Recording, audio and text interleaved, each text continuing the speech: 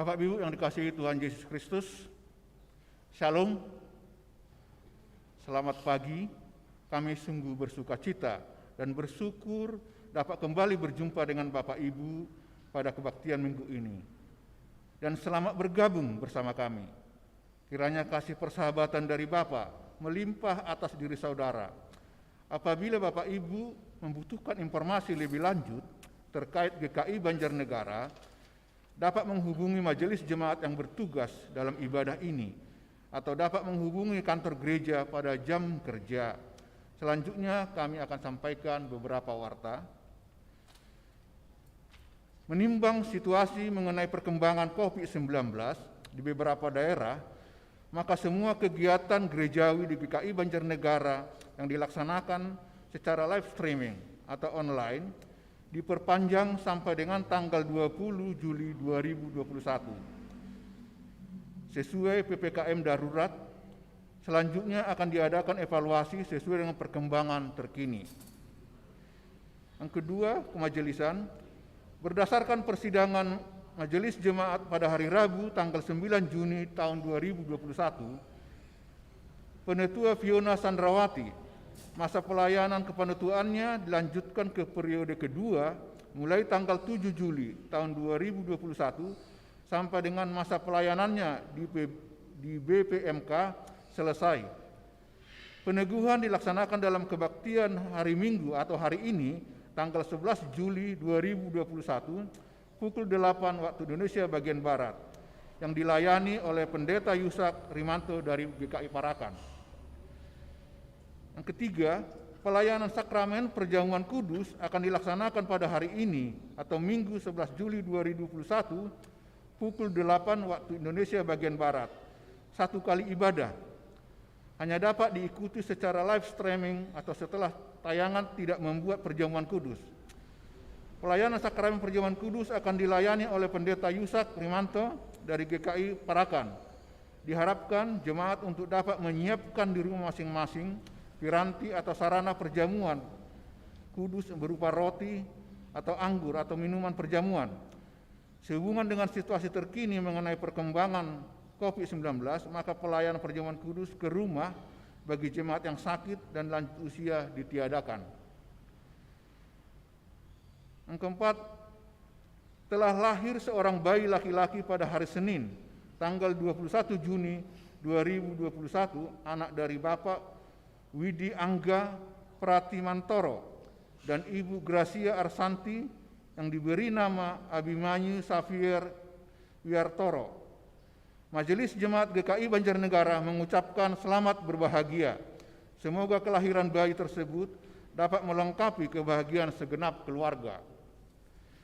Yang kelima, telah berpulang ke rumah Bapa di surga, Bapak Kimanto atau Bapak Oi Chuan Lim dalam usia 65 tahun pada hari Kamis tanggal 8 Juli 2021 di Rumah Sakit Umum Darurat Haja Laksama, Banjarnegara, dan telah dikebumikan hari Jumat tanggal 9 Juli 2021 di TPU Bong, Karangtengah, Banjarnegara. Segenap majelis dan jemaat GKI Banjarnegara mengucapkan turut berduka cita. Doa kami Tuhan Yesus Kristus memberikan kekuatan dan penghiburan yang sejati kepada segenap keluarga yang ditinggalkan. Demikian warta yang dapat kami sampaikan. Warta selengkapnya dapat dibaca pada warta liturgi PDF via WhatsApp media GKI. Jemaat yang terkasih dalam Tuhan, sebelum kita mengawali ibadah, mari kita menyiapkan hati kita melalui doa secara pribadi. Untuk itu kita masuk dalam saat hening.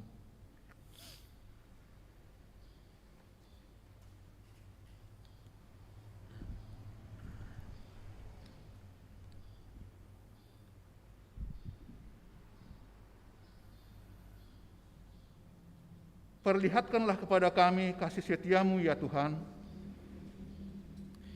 Berikanlah kepada kami keselamatan daripadamu. Aku mau mendengar apa yang hendak difirmankan Allah Tuhan Tentang damai kepada umatnya dan kepada orang yang dikasihinya. Kasih dan kesetiaan akan bertemu. Keadilan dan damai sejahtera akan bercium-ciuman. Kesetiaan akan tumbuh dari bumi. Dan keadilan akan menjenguk dari langit. kebaikan akan berjalan di hadapannya, dan akan membuat jejak kakinya menjadi jalan. Haleluya. Hari Minggu adalah hari yang istimewa, karena itu adalah harinya Tuhan. Hari Minggu adalah hari yang mulia, karena di hari itu kita untuk beribadah secara bersama memuliakan Tuhan.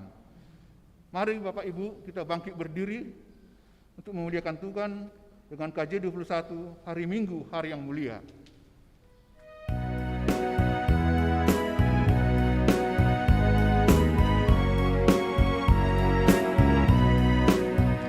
Hari Minggu, hari yang mulia, itu hari Tuhanku. Ia bawa rasa bahagia masuk dalam hatiku.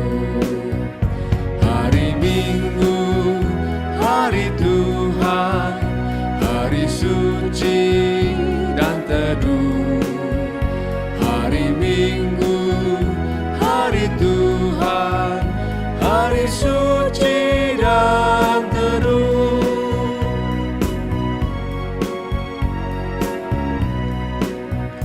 Hari Minggu, hari istirahat bagi badan yang letih. Firman Tuhan turun bawa hikmat untuk hati yang sedih. Hari Minggu, hari Tuhan, hari suci dan teduh. Hari Minggu, hari Tuhan, hari suci dan teduh. Saudaraku yang dikasihi Tuhan, marilah bersama-sama kita kuduskan ibadah ini dalam pengakuan bahwa ibadah ini berlangsung dalam anugerah dan persekutuan dengan Allah Bapa, Putra dan Roh Kudus yang kasih-Nya kekal sampai selama-lamanya.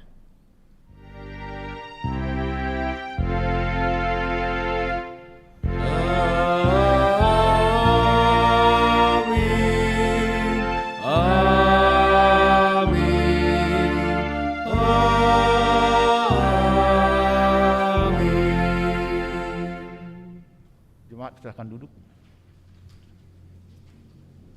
Mari kita bersatu dalam doa mengakui dosa-dosa kita di hadapan Tuhan. Bapa Surgawi, di pagi hari ini kami datang ke hadirat-Mu mengucap syukur atas kasih setia Tuhan yang telah memelihara hidup kami dan telah memberi kami kesempatan untuk berhimpun, untuk melaksanakan ibadah di pagi hari ini dengan live streaming. Bapa, di hari-hari yang lalu, sepanjang minggu ini, banyak perbuatan, tutur kata kami yang tidak berkenan di hadirat-Mu, sehingga hidup kami semakin jauh menyimpang dari kehendak-Mu. Bapa, kami sungguh sangat menyesal atas dosa yang telah kami lakukan dan mohon belas kasih-Mu kiranya Tuhan mengampuni atas dosa-dosa yang telah kami perbuat. Bapa Surgawi, kami membuka hati kiranya Roh Kudus senantiasa memimpin langkah hidup kami di hari-hari selanjutnya, sehingga hidup kami lebih baik dan senantiasa takut akan Tuhan. Terima kasih Bapa.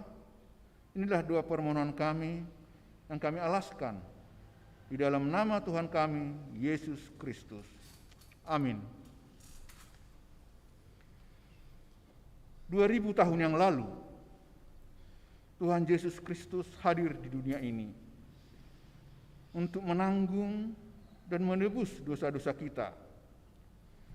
Adakah tempat baginya dalam hidup kita? Adakah tempat baginya dalam hati kita? Mari kita puji Tuhan, NKB nomor 2203 ada kata 4 baginya.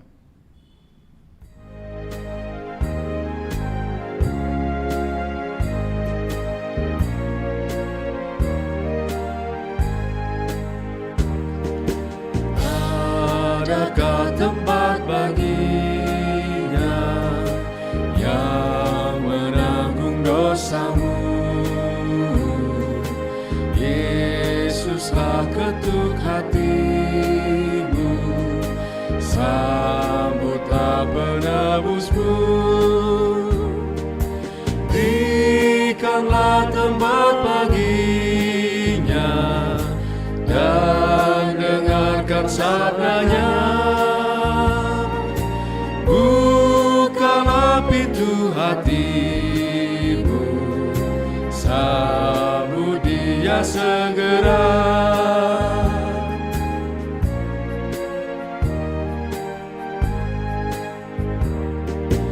Bila hanya nikmat dunia kau kejar selalu terus, lah tempat pun tiada lagi bagi Yesus penebus. Berikanlah tempat baginya dan dengarkan sabdanya. Bukalah pintu hatimu, sambut Dia segera.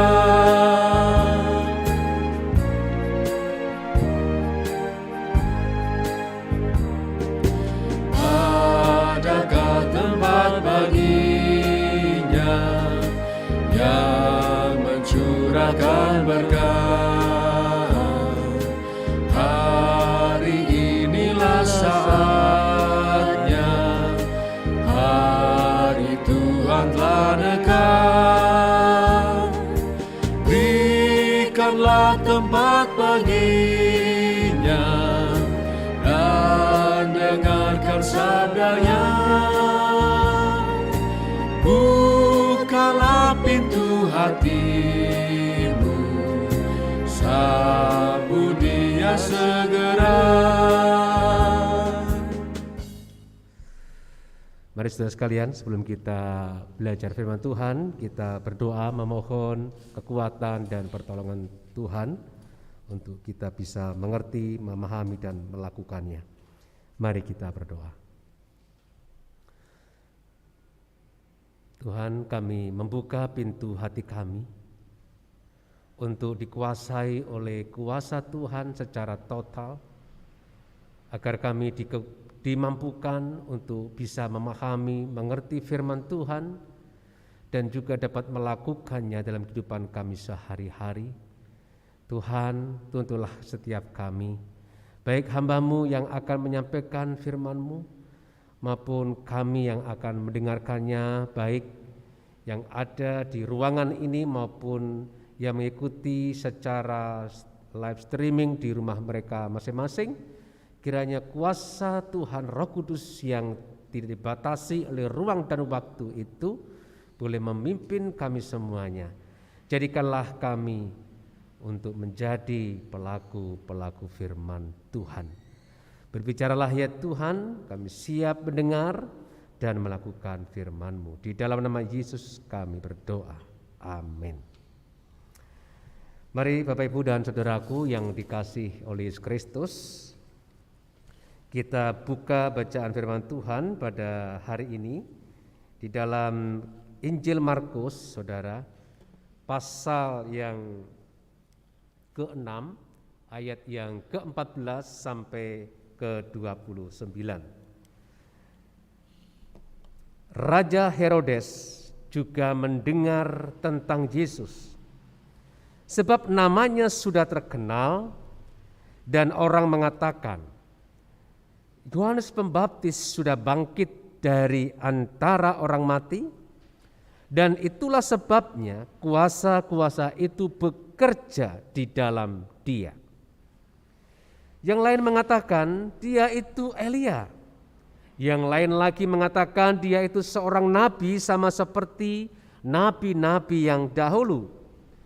Waktu Herodes mendengar hal itu, ia berkata, "Bukan, dia itu Yohanes yang sudah kupenggal kepalanya dan yang bangkit lagi." Sebab memang Herodeslah yang menyuruh orang menangkap Yohanes dan membelenggungnya di penjara berhubung dengan peristiwa Herodias, istri Filipus saudaranya. Karena Herodes telah mengambilnya sebagai istri. Karena Yohanes pernah menegur Herodes, "Tidak halal engkau mengambil istri saudaramu." Karena itu Herodias menaruh dendam pada Yohanes dan bermaksud untuk membunuh dia, tetapi tidak dapat. Sebab Herodes segan akan Yohanes karena ia tahu bahwa Yohanes adalah orang yang benar dan suci, jadi ia melindunginya. Tetapi apabila ia mendengarkan Yohanes, hatinya selalu terombang-ambing, namun ia merasa senang juga mendengar dia. Akhirnya tiba juga kesempatan yang baik bagi Herodias ketika Herodes pada hari ulang tahunnya mengadakan perjamuan untuk pembesar-pembesarnya, perwira-perwiranya dan orang-orang terkemuka di Galilea. Pada waktu itu anak perempuan Herodias tampil lalu menari, dan ia menyukakan hati Herodes dan tamu-tamunya.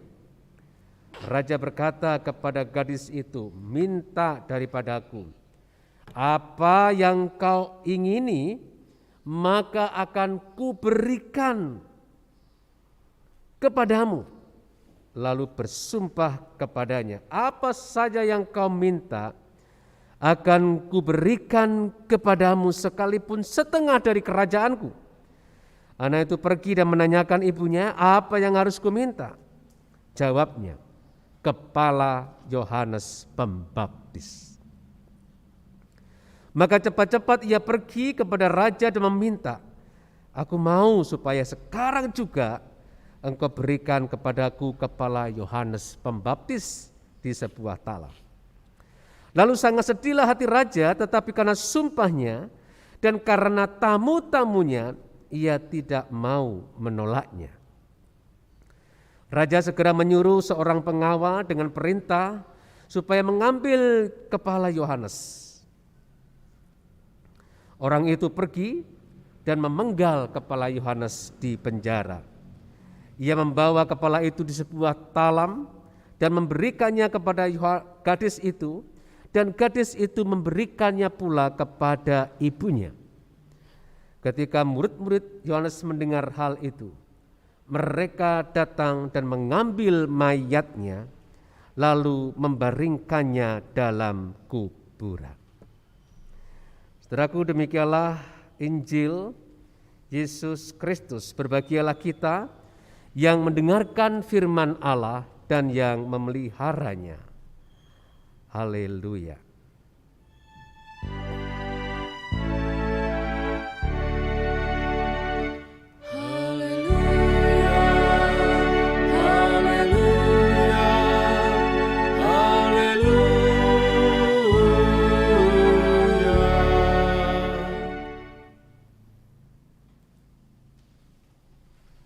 Pandai mendengar dan berkata-kata benar. Itulah saudaraku yang akan menjadi perenungan kita dalam firman Tuhan pada pagi hari ini. Saudaraku yang dikasih oleh Yesus Kristus, pernahkah saudara menonton film Mulan, saudara? Pernah ya, saudara ya? Kalau belum pernah, saya rekomendasikan saudara menonton ini. Ketika saya nonton bareng dengan anak-anak saya, saudara, anak saya rupanya sangat senang sekali dan berulang-ulang menonton kembali film ini, saudaraku. Karena banyak pesan moral yang sangat bagus yang disampaikan melalui film ini, saudaraku. Jadi sambil menonton bareng, kami mendampingi anak-anak dan kami menyampaikan pesan-pesan apa yang baik yang disampaikan melalui film ini. Saudaraku yang dikasihi oleh Kristus, saudara, kalau saudara pernah menonton film ini, saudaraku, yang dirilis pada tahun 2020, tahun yang lalu, saudara, di sana saudara akan menemukan 3 kata kebajikan yang menjadi pesan utama yang ingin disampaikan dalam film Mulan ini, saudaraku. 3 kata kebajikan itu adalah setia, berani, dan jujur. Atau dalam bahasa Inggrisnya loyal, brave, and true, saudara. Dan untuk mendukung pesan utama itu, saudaraku, sang sutradara pun juga memakai theme song atau tema dalam film ini, ya, lagu temanya itu, saudaraku, judulnya juga Loyal, Brave, and True, saudaraku. Nah, saudaraku yang dikasihi oleh Yesus Kristus, dikisahkan dalam film Mulan ini, saudaraku, tokoh utamanya yang bernama Hua Mulan, saudaraku, itu menyamar menjadi laki-laki agar dia itu dapat pergi di kamp pelatihan militer atau tentara. Kenapa dia menyamar jadi laki-laki, saudaraku? Karena syarat utama untuk bisa menjadi tentara pada saat itu adalah laki-laki. Perempuan itu tidak boleh. Bahkan kalau ditemukan di kamp tentara itu ada perempuan, maka perempuan itu harus diusir, saudaraku. Dan orang yang membawa perempuan itu bahkan bisa dieksekusi atau dihukum mati, saudaraku. Makanya dengan latar belakang seperti itulah, saudaraku, karena di keluarga Mulan ini tidak ada laki-laki, hanya ayahnya saja yang laki-laki, saudaraku. Sementara ayah sudah tua dan juga sudah sangat lemah, tetapi ayahnya tetap bertekad ingin bertempur demi membela bangsa dan negaranya itu. Dan demi menjaga martabat dan kehormatan keluarganya dan menyelamatkan ayahnya sudah tua itu, saudaraku, maka Mulan ini bertekad untuk maju berperang dan dia pergi ke kamp pelatihan militer dengan menyamar sebagai seorang laki-laki, saudaraku. Dan ketika dia sudah beberapa hari di kamp pelatihan itu, saudaraku, sang komandan tentara itu memimpin pengucapan janji tentara yang harus diikuti oleh semua tentara yang lain, saudaraku. Dan ternyata isi janji itu adalah 3 kata kebajikan tadi, yaitu setia, berani, dan jujur. Saudaraku, ditayangkan di sana, disaksikan di sana ketika Mulan ini mengucapkan kata yang pertama, setia, dia mengucapkan dengan sangat tegas, setia. Kata yang kedua, berani, berani, begitu. Tetapi begitu sampai kata yang ketiga, jujur, dia lemas. Dia tidak bisa mengucapkan kata jujur itu. Kenapa, saudaraku? Karena pada saat dia mengatakan jujur, dia merasa tidak pantas. Karena pada saat itu, dia sedang tidak jujur. Dia sedang menyamar sebagai seorang laki-laki, padahal dia sebenarnya adalah seorang perempuan. Singkat cerita, saudaraku, setelah dia bergumul, saudaraku, akhirnya dia berani menampilkan dirinya sebenarnya. Karena ketika dia tidak jujur, tidak mengatakan yang benar siapa dia sebenarnya, saudaraku, justru itu melemahkan kekuatannya. Ketika dia bertempur dengan penyihir perempuan dari pihak musuh, dia mengalami kekalahan yang begitu sangat dahsyat.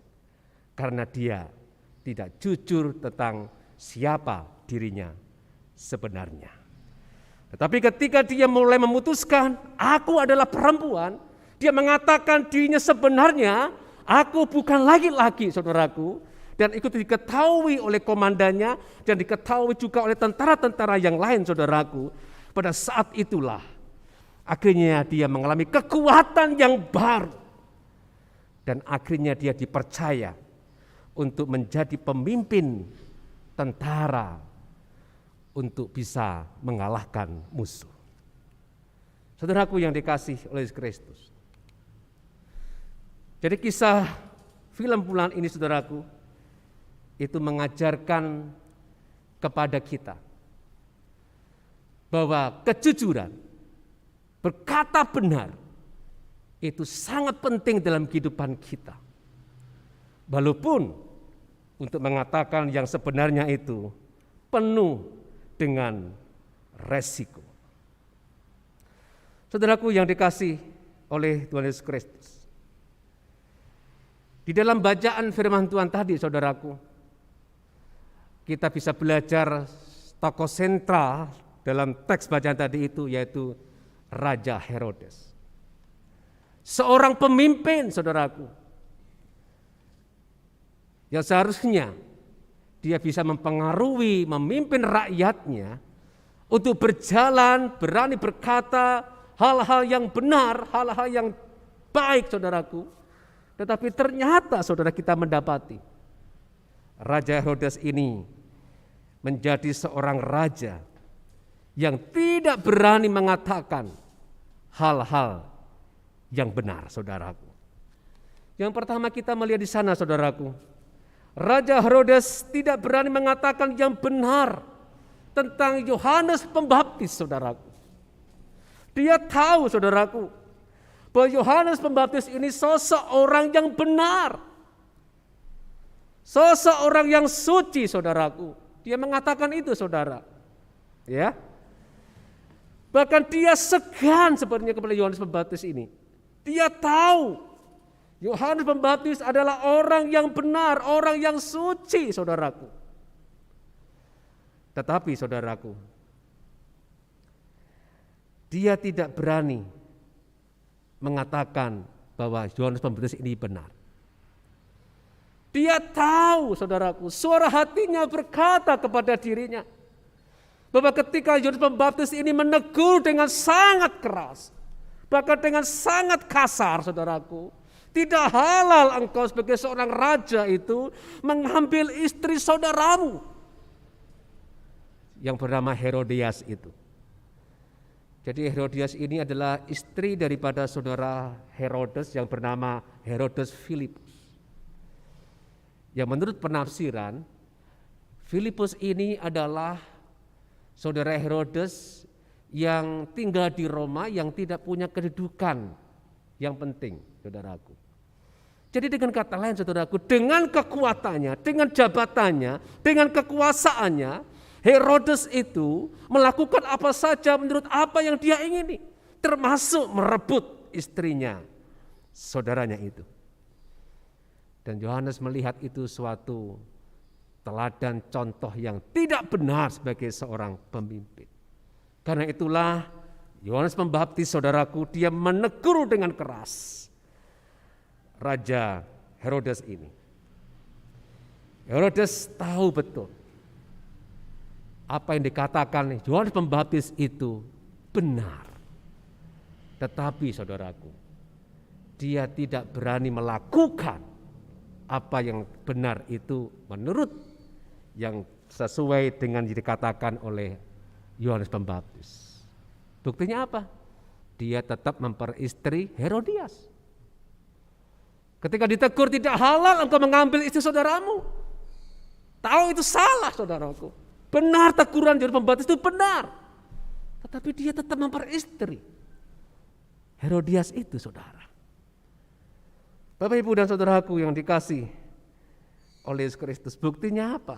Dia memenjarakan Yohanes Pembaptis. Dia memerintahkan kepada prajuritnya, tangkap Yohanes Pembaptis dan belenggung dia. Saudaraku, kalau Yohanes Pembaptis benar-benar dia berani mengatakan kebenaran, Yohanes, engkau benar, Yohanes, terima kasih engkau telah menegur aku. Dia tidak akan menangkap Yohanes Pembaptis itu, saudaraku. Dia tahu Yohanes itu benar. Apa yang dikatakan itu benar.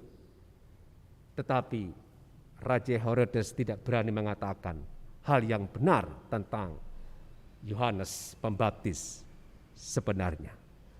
Bahkan demi menutupi aibnya, demi menutupi kesalahannya, dia memenjarakan, saudaraku, dia membelenggu Yohanes Pembaptis di dalam penjara.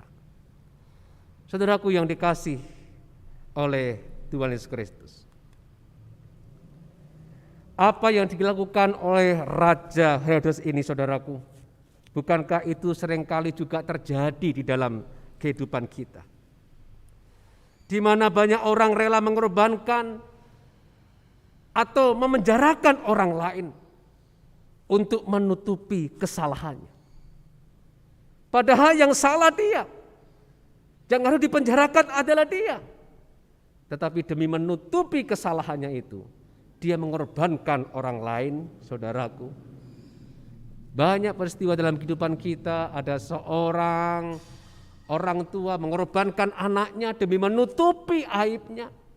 Bahkan anaknya dipaksa untuk menikah dengan orang lain yang dia tidak cintai, demi apa? Untuk menutup aib keluarga. Yang salah orang tuanya, tapi yang dikorbankan adalah anak-anaknya, saudaraku. Para pejabat mengorbankan rakyatnya demi menutupi aibnya, saudaraku. Dan banyak kisah-kisah lain di dalam kehidupan ini, saudaraku. Dan juga banyak orang pada saat ini lebih mudah untuk menyalahkan orang lain daripada menyadari kesalahannya sendiri. Menyalahkan orang lain demi menutupi kesalahan dirinya sendiri. Seperti Yohanes Pembaptis, ketika dia memenjarakan, seperti Raja Herodes, ketika dia memenjarakan Yohanes Pembaptis supaya terbangun opini, ini loh, Yohanes Pembaptis itu salah, bukan aku yang salah. Mengorbankan orang lain untuk menutupi kesalahan dirinya sendiri. Bagaimana dengan saudara saat ini?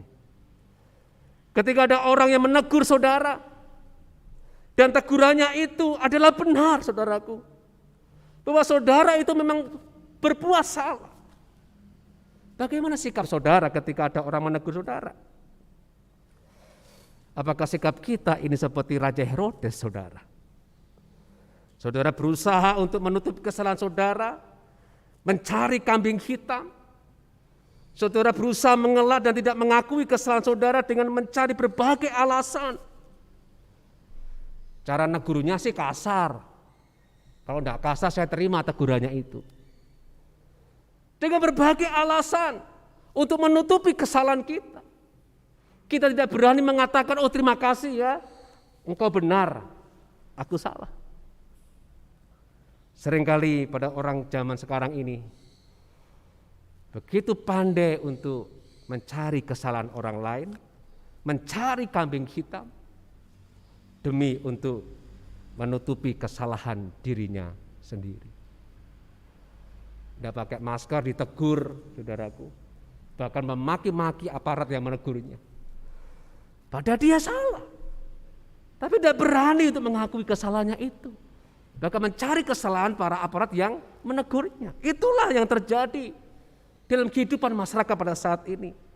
Ketika lonjakan kasus corona akhir-akhir ini yang terjadi di mana-mana, saudaraku, siapakah yang sering kali kita salahkan? Apakah kita seperti Raja Herodes ini? Kita menyalahkan pemerintah mungkin, tenaga medis mungkin, orang lain mungkin, tetapi kita tidak sadar bahwa pelonjakan corona ini juga peran kita yang tidak atau mengabaikan prokes yang sudah disarankan oleh pemerintah. Itulah yang terjadi dalam kehidupan kita saat ini, saudaraku.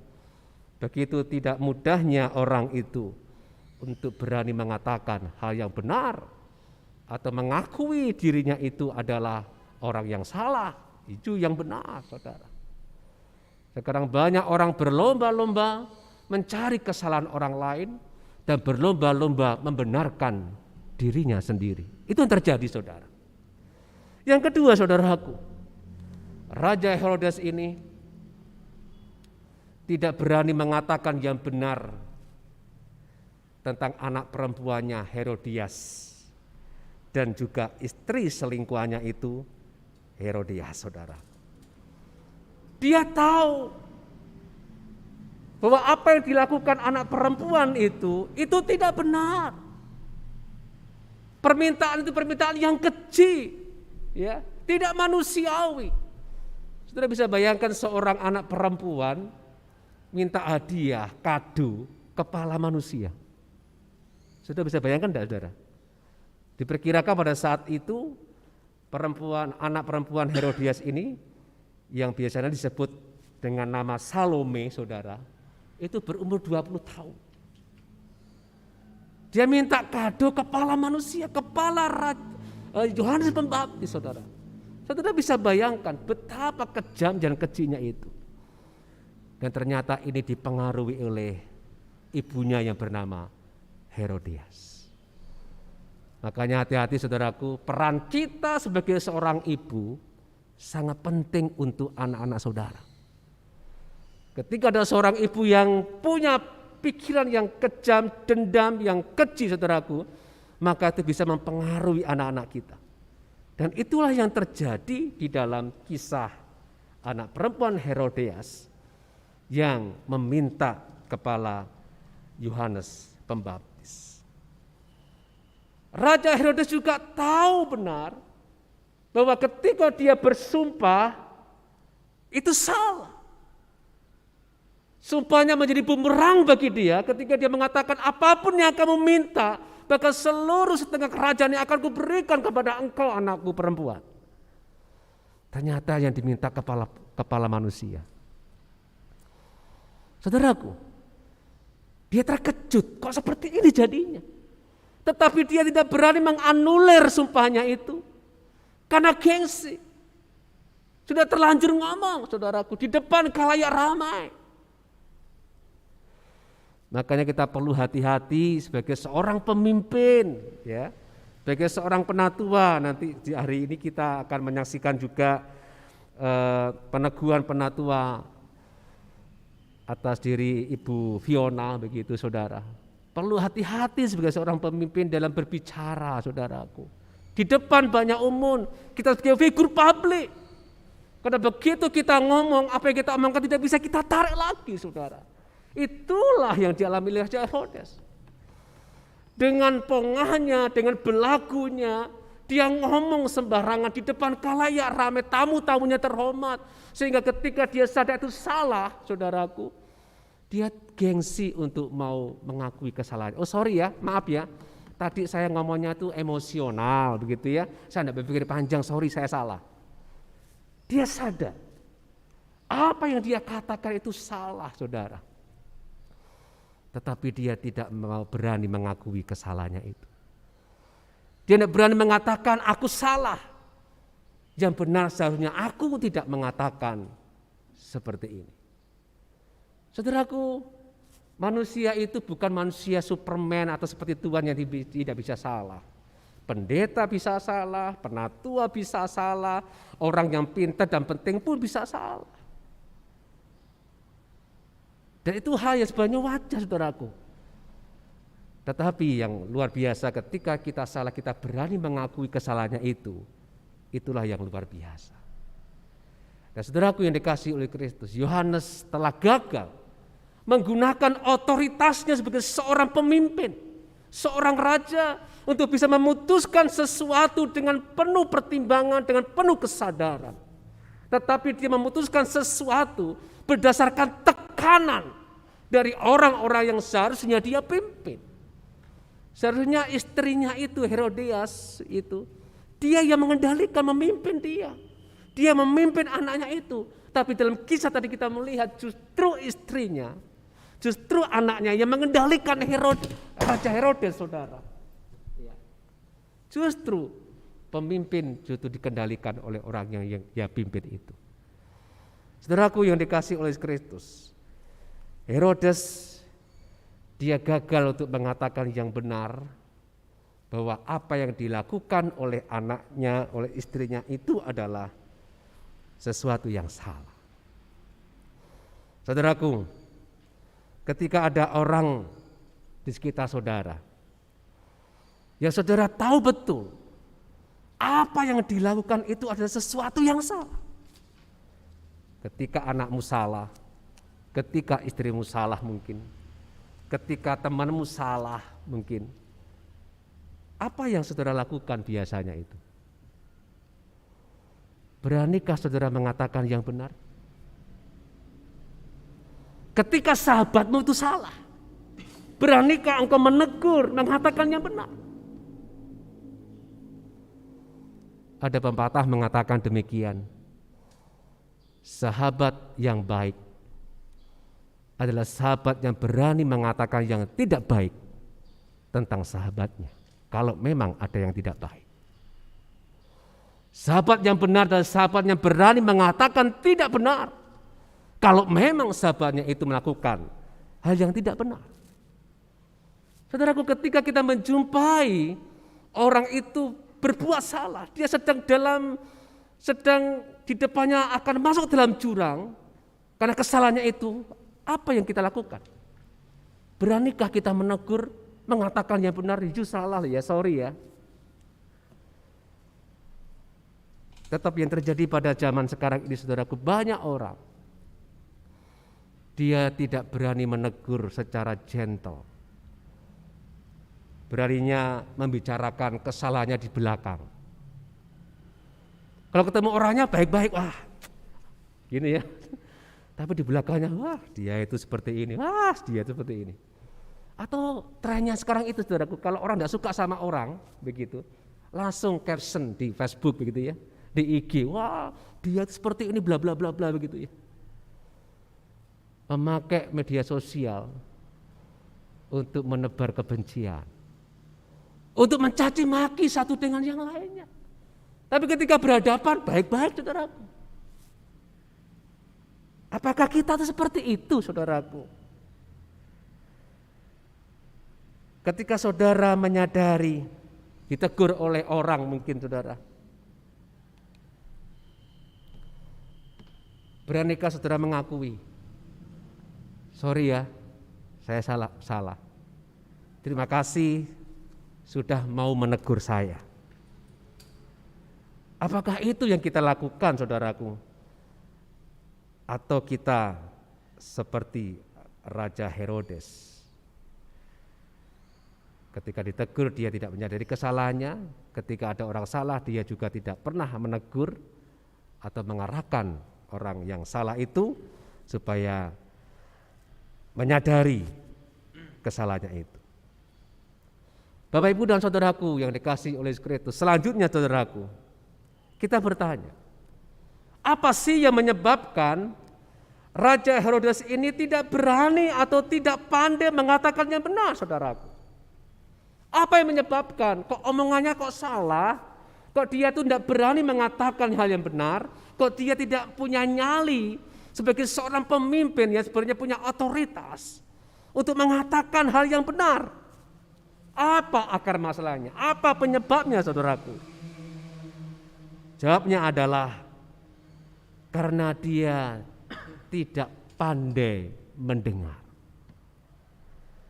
Kenapa dia tidak berani mengatakan hal yang benar? Karena dia tidak pandai mendengar hal yang benar, saudaraku.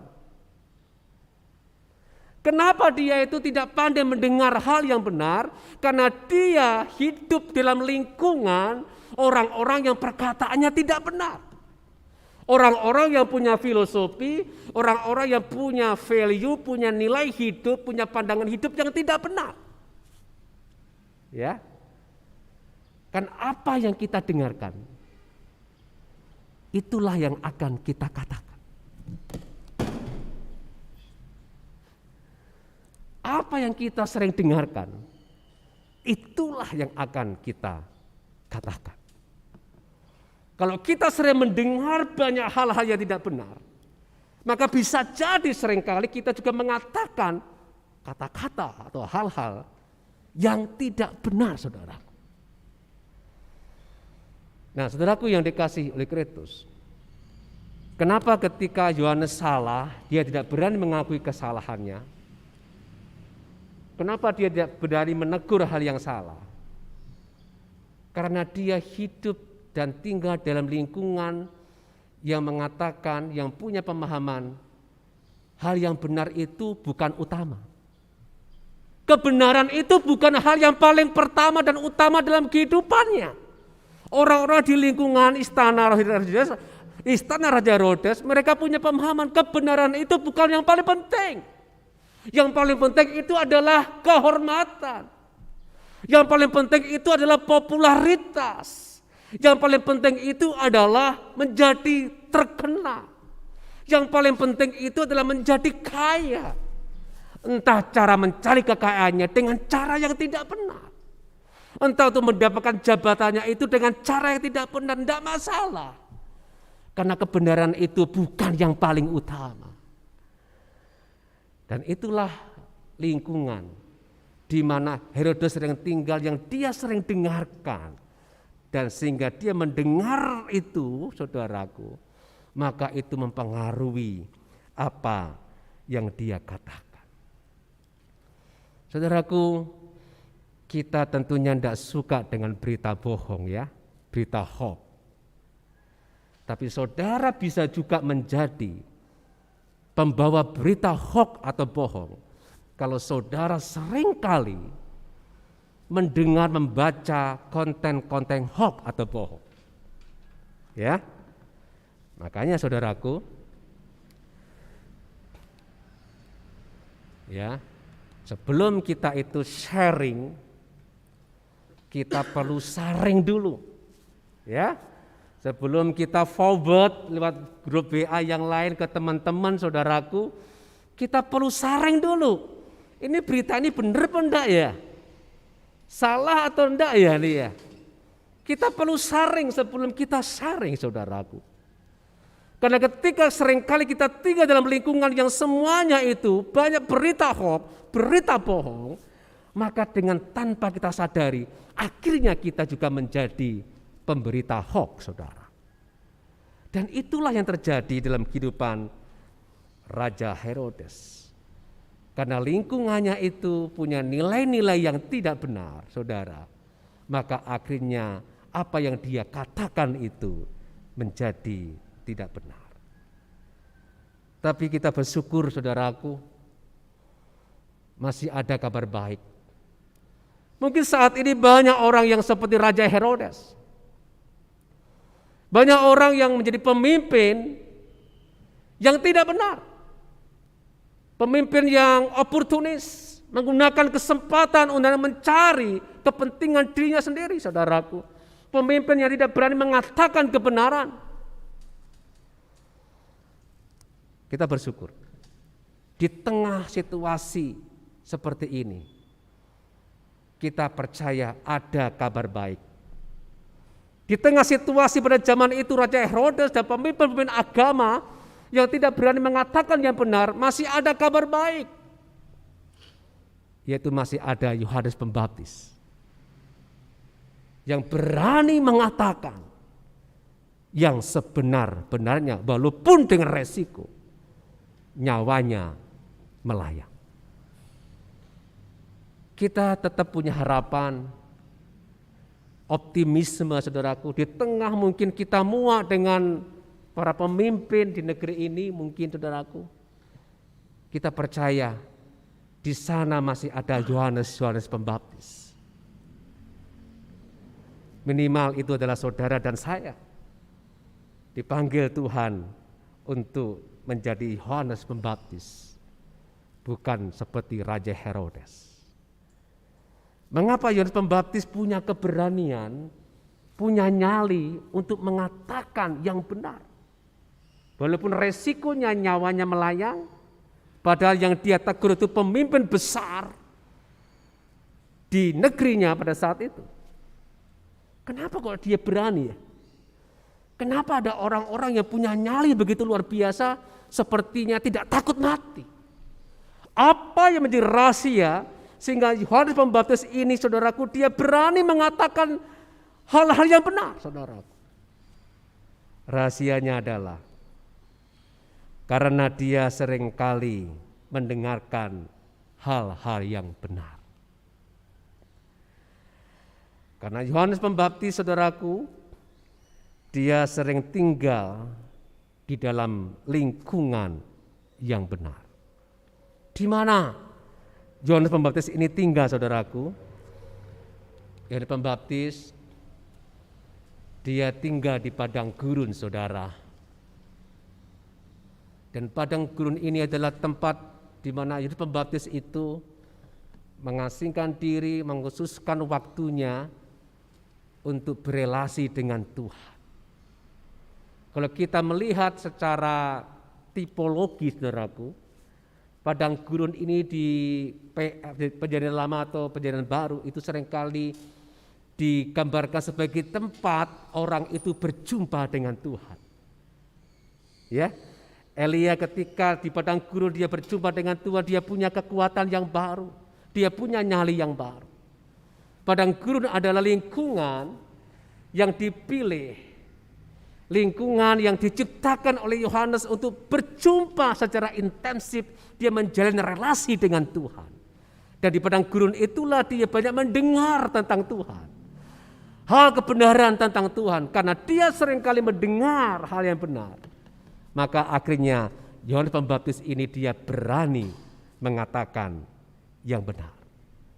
Saudaraku yang dikasihi oleh Kristus, makanya kalau kita ingin menjadi pribadi-pribadi seperti Yohanes Pembaptis yang menjadi pendengar dan mengatakan yang benar, saudaraku, saudara harus menciptakan lingkungan padang gurun, saudaraku. Saudara harus menciptakan suatu tempat, lingkungan di mana saudara itu bisa berjumpa secara pribadi dengan Tuhan. Apalagi Anda atau saudara sebagai seorang pemimpin yang punya beban tanggung jawab yang besar untuk memimpin umat, ya. Saudara harus punya waktu secara khusus di padang gurun, punya waktu khusus untuk berjumpa dengan Tuhan, untuk berbicara dengan Tuhan, untuk mendengarkan Tuhan, sehingga apa yang kau katakan ketika kau memutuskan suatu keputusan, keputusanmu itu keputusan yang benar, karena engkau banyak mendengar hal-hal yang benar dari Tuhan. Pertanyaannya, bagaimana relasimu dengan Tuhan? Di tengah pandemi saat ini, apakah kita ada waktu, kita punya tempat dalam tanda kutip seperti padang gurun untuk kita berjumpa secara pribadi dengan Tuhan? Ataukah pandemi ini justru semakin menjauhkan relasi kita dengan Tuhan? Kiranya hidup kita selalu ada ruangan, tempat padang gurun yang kita ciptakan, agar kita menjadi orang-orang yang bisa menjadi pendengar hal-hal yang benar, dan juga akhirnya kita bisa mengatakan kata-kata yang benar. Tuhan Yesus memberkati kita semuanya. Amin.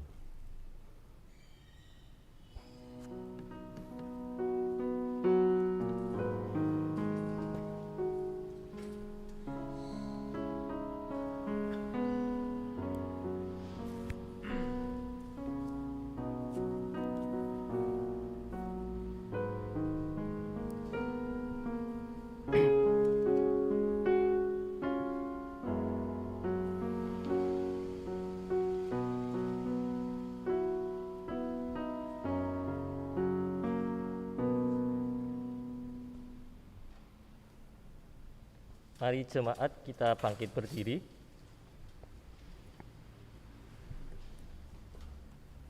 Marilah kita bersama dengan umat Allah di masa lalu, masa kini, dan masa depan, mengingat pengakuan pada baptisan kita menurut pengakuan iman rasuli yang berbunyi demikian. Aku percaya kepada Allah, Bapa yang Maha Kuasa, Khalik langit dan bumi, dan kepada Yesus Kristus, Anaknya yang tunggal Tuhan kita, yang dikandung dari Roh Kudus, lahir dari anak darah Maria, yang menderita sengsara di bawah pemerintahan Pontius Pilatus, disalibkan, mati dan dikuburkan, turun ke dalam kerajaan maut. Pada hari yang ketiga, bangkit pula dari antara orang mati, naik ke surga, duduk di sebelah kanan Allah, Bapa yang Maha Kuasa. Dan dari sana ia akan datang untuk menghakimi orang yang hidup dan yang mati. Aku percaya kepada Roh Kudus, gereja yang kudus dan am, persekutuan orang kudus, pengampunan dosa, kebangkitan orang mati, dan hidup yang kekal. Amin.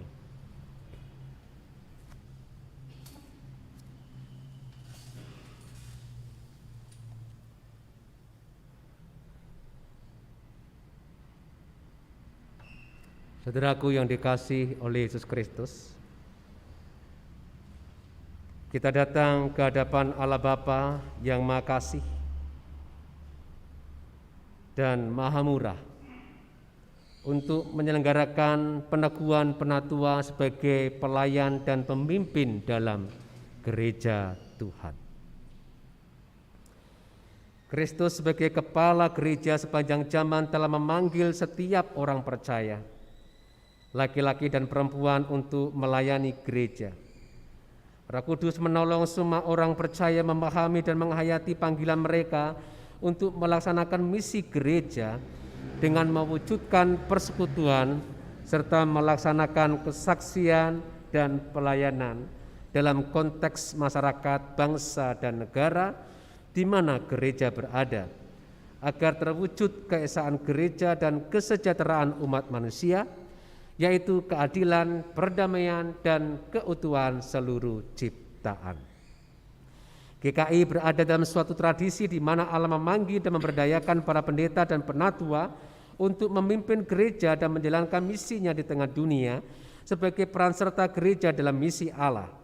Sebab itulah kita telah bersama-sama menjalani proses dan pergumulan sehingga pada hari ini kita dapat melaksanakan peneguhan penatua. Para penatua dipanggil untuk pembangunan tubuh Kristus. Mereka membangun jemaat dalam iman, pengharapan, dan kasih. Sebagai peran serta dalam perwujudan misi Allah, mereka melayani dengan membangun kehidupan spiritual jemaat, menjaga pengajaran gereja dengan ajaran yang sehat, dan melaksanakan perkunjungan pastoral kepada anggota untuk berbagi suka dan duka, menghibur yang susah, menguatkan yang lemah, membalut yang terluka, mencari yang terhilang dan tersesat, serta menolong yang sakit dan yang menghadapi kematian. Mereka menjadi teladan dalam iman, berjuang untuk perdamaian, keadilan, dan keutuhan ciptaan, berjuang untuk keesaan gereja dan keesaan umat manusia, serta berjuang menantikan penggenapan kerajaan Allah. Mari kita naikkan doa syukur kita. Tuhan, kami bersyukur kepadamu karena gerejamu adalah milikmu. Karena itu juga Engkau punya hak dan tanggung jawab untuk memelihara dan menjaga gerejamu. Engkau juga yang menyediakan dan memanggil anak-anak-Mu sehingga punya hati siap dipanggil oleh Tuhan. Dalam hal ini kami bersyukur Engkau telah memanggil dan menggerakkan saudara kami, Ibu Fiona, yang sebentar lagi akan diteguhkan sebagai penatua di jabatannya yang kedua. Tuhan, kami bersyukur di dalam nama Tuhan kami Yesus Kristus. Amin. Sebagai hamba Tuhan Yesus Kristus, perkenankan saya bertanya, apakah jemaat siap mendukung calon untuk diteguhkan sebagai penatua?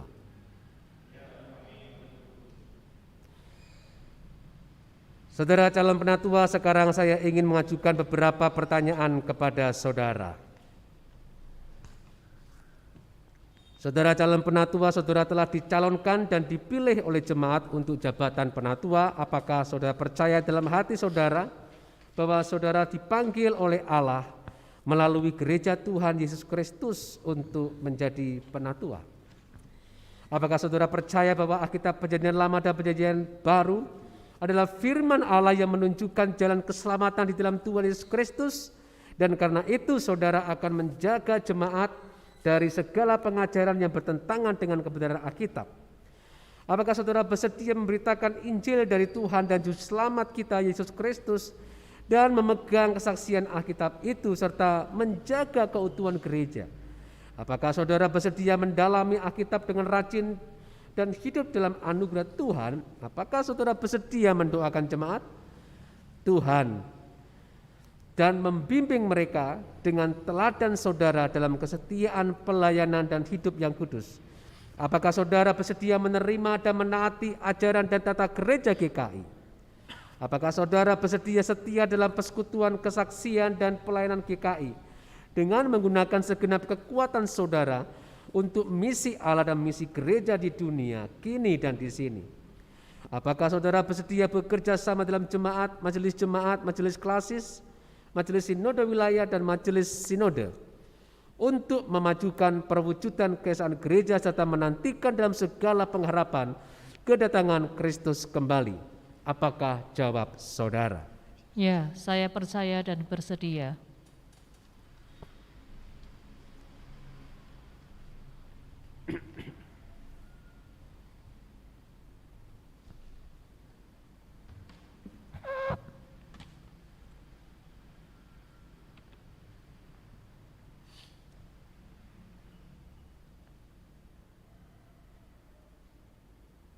Selaku hamba Tuhan Yesus Kristus, saya meneguhkan saudara ke dalam jabatan penatua dalam nama Bapa, Anak, dan Roh Kudus. Amin.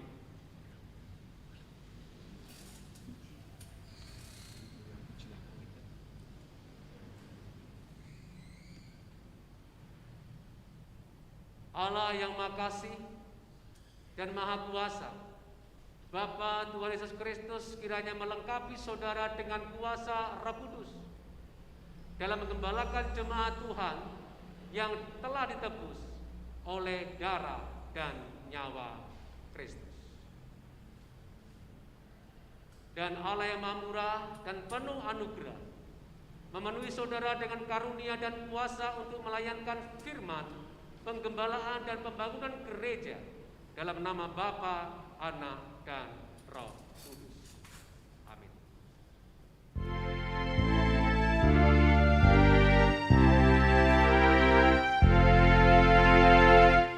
Pujilah Khalik semesta, sumber segala kurnia, surga dan bumi puji terus Sang Bapa, Putra, Roh Kudus. Amin.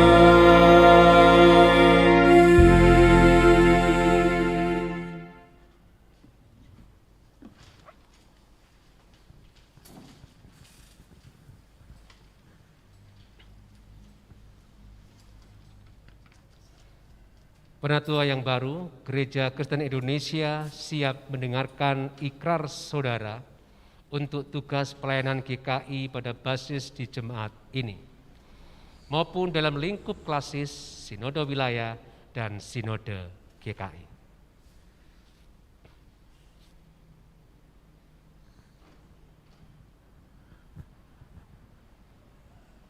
Dalam nama Bapa, Anak, dan Roh Kudus, saya menyatakan dengan segenap hati saya, segenap jiwa saya, segenap kekuatan saya, dan segenap akal budi saya, bahwa segala kesediaan saya melayani Kristus dan gerejanya di tengah dunia yang butuh penyelamatan Kristus, dan sebagaimana telah saya nyatakan tadi, dilandasi oleh percaya dan kasih saya kepada Kristus yang dikuatkan oleh kuasa dan karunia Roh Kudus-Nya, kiranya Allah menolong saya.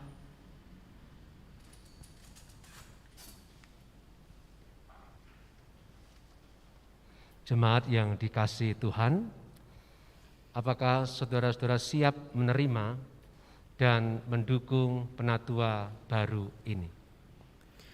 Dalam nama Bapa, Anak, dan Roh Kudus, kami menerima mereka. Kami berjanji memberi dukungan, kasih, dan doa kepada mereka yang hidup dan bekerja di antara kami menjadi pemimpin yang melayani agar jemaat Tuhan terpelihara dalam kasih, iman, dan pengharapan.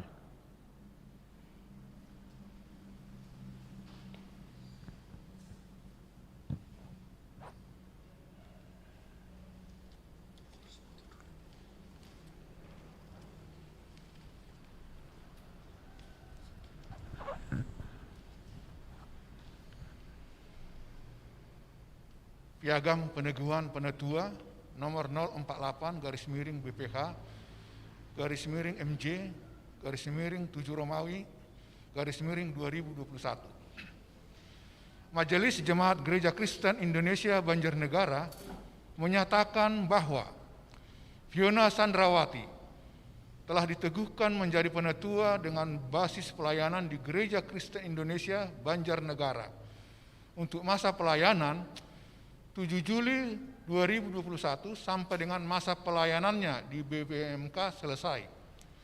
Dalam kebaktian pada tanggal 11 Juli 2021 jam 8 waktu Indonesia bagian Barat di Jemaat GKI Banjarnegara, Jalan Letnan Jenderal Suprapto nomor 47 Banjarnegara, yang dilayani oleh Pendeta Yusak Rimanto, Banjarnegara 11 Juni 2021, atas nama Majelis Sinode GKI, Majelis Jemaat GKI Banjarnegara. Penetua Allen Sinaga, Ketua, Pendeta Yusak Rimanto, Pendeta GKI Parakan.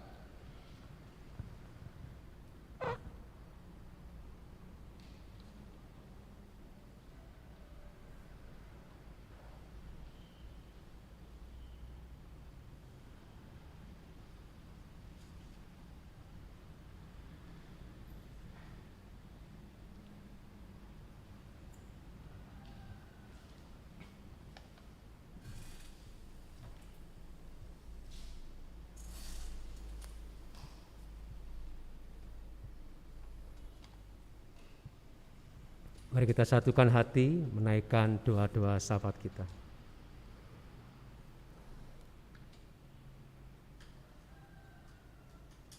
Tuhan, di tengah-tengah zaman saat ini, zaman di mana orang sudah masa bodoh dengan kebenaran,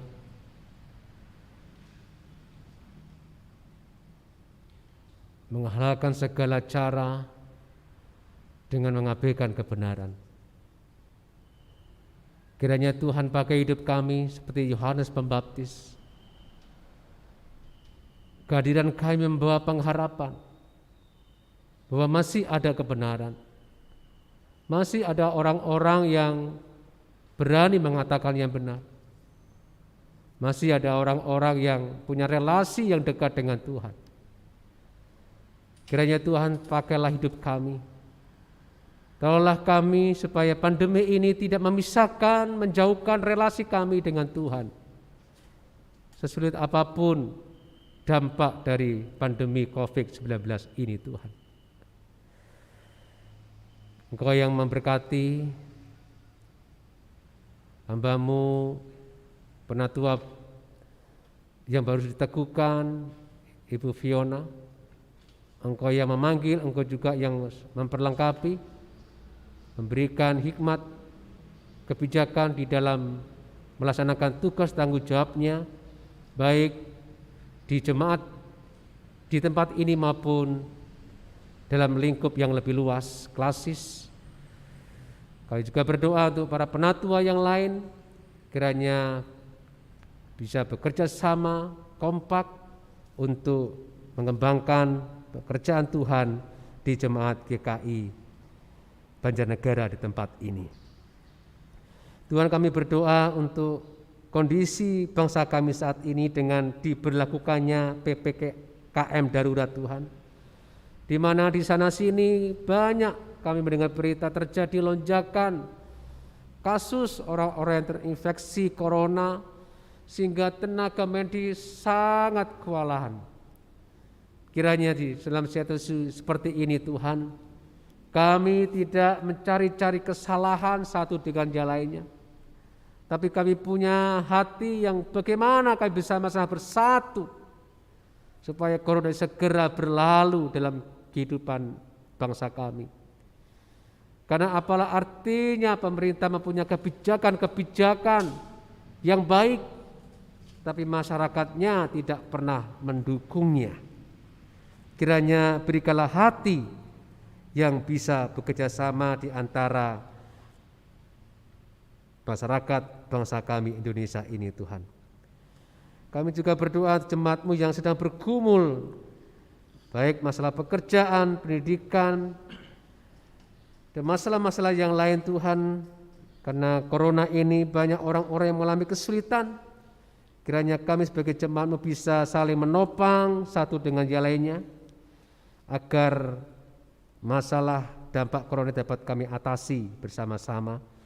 Secara khusus yang sakit, yang kena virus corona, baik harus isolasi di rumah ataupun di rumah sakit Tuhan, dimanapun mereka berada, kiranya Tuhan berikan mereka semangat, optimisme, dan mengikuti protokol yang harus mereka ikuti sebagai orang yang terkena virus corona ini Tuhan. Terima kasih ya Tuhan Yesus, kami menyerahkan untuk kehidupan kami Tuhan.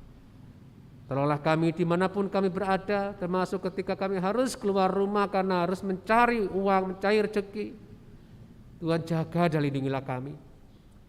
Berikanlah kami imunitas yang tinggi Tuhan. Dan berikan kami juga kehati-hatian, kewaspadaan dalam menjalani hidup di hari-hari ini Tuhan. Terima kasih ya Tuhan. Doa kami ini kami panjatkan di dalam satu nama Tuhan Yesus Kristus yang sudah mengajarkan kepada kami berdoa.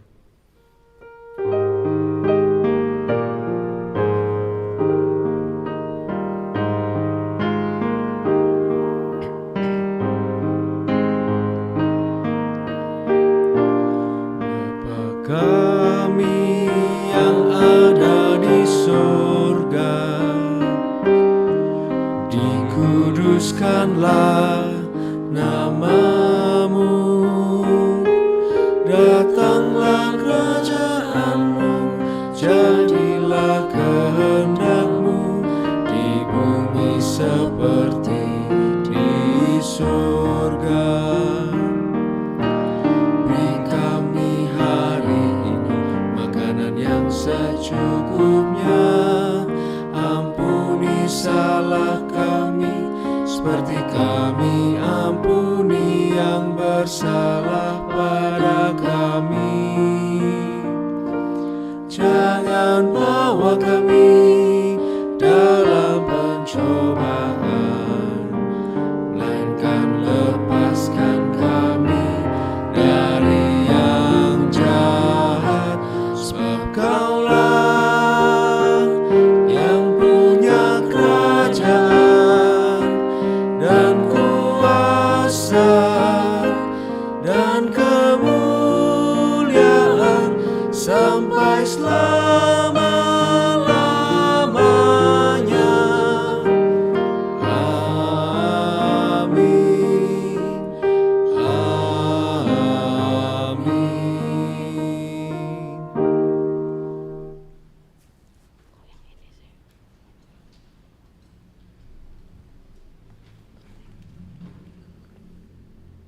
Mari kita menyatakan ungkapan syukur dan pemberian diri kita melalui pengumpulan persembahan. Nat persembahan diambil dari Roma 12 ayat 1. Mari kita membaca ayat persembahan tersebut secara bersama-sama. Karena itu saudara-saudara, demi kemurahan Allah, aku menasihatkan kamu supaya kamu mempersembahkan tubuhmu sebagai persembahan yang hidup, yang kudus dan berkenan kepada Allah. Itu adalah ibadahmu yang sejati.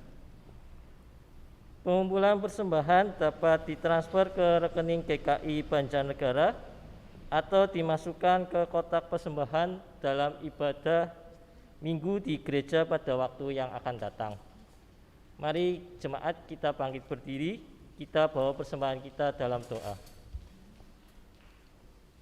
Mari kita berdoa.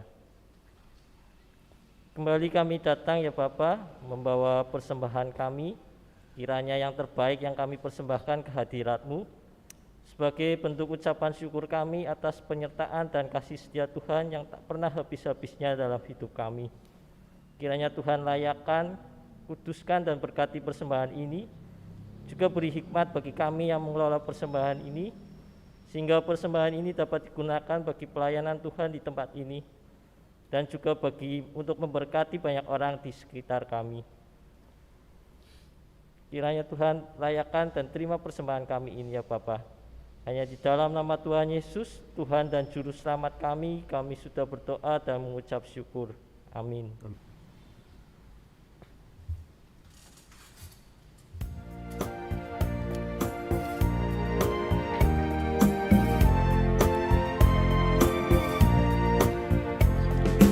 Yesus memanggil, mari segera ikutlah jalan selamat bakar.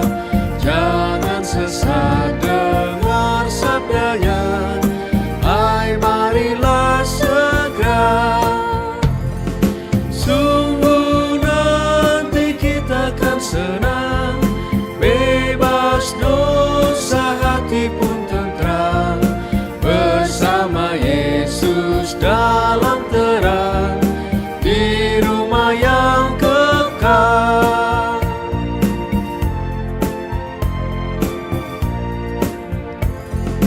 Hai marilah kecil dan besar, biar hatimu girang benar. Pilihlah Yesus, jangan gentar, hai mari datanglah. Sungguh nanti kita akan senang, bebas dosa hati pun tentram, bersama Yesus dalam terang, di rumah yang kekal.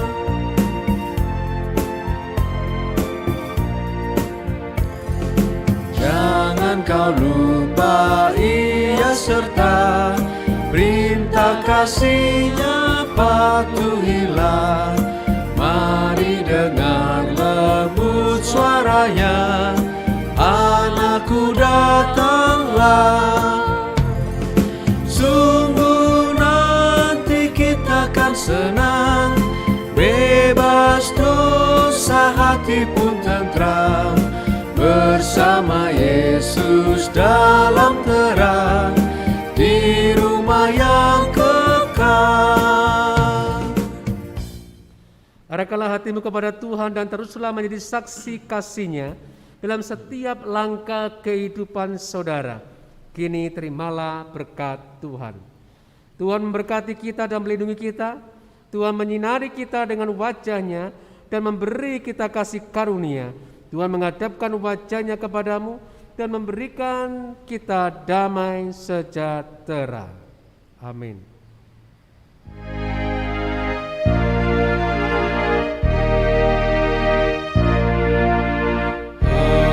Haleluya, amin. Haleluya, amin.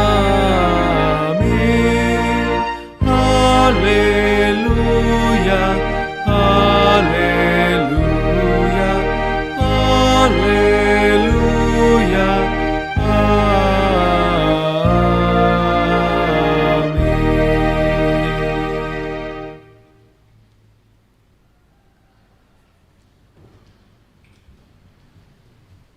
Selamat hari Minggu, Tuhan Yesus memberkati.